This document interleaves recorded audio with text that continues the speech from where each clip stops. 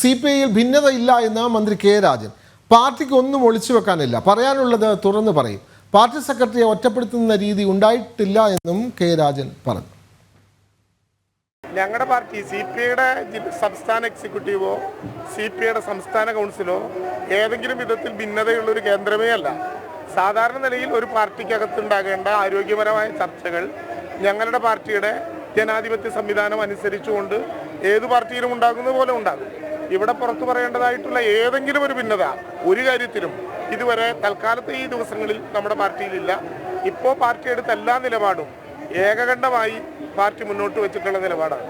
ഏതോ മാധ്യമങ്ങൾ ഇന്നലെ രാവിലെ എഴുതി കാണിക്കുന്നത് കണ്ടു, സെക്രട്ടറി ഒറ്റപ്പെട്ടു. അങ്ങനെ സെക്രട്ടറി ഒറ്റപ്പെട്ടാൽ പിന്നെ ഒരു പാർട്ടിയുടെ സംവിധാനമുണ്ടോ? ഒരൊറ്റപ്പെട്ടതായിട്ടും എവിടെയും ഞങ്ങൾ ആ കമ്മിറ്റികളിൽ പൂർണ്ണ സമയം എടുക്കുന്നതാണ്.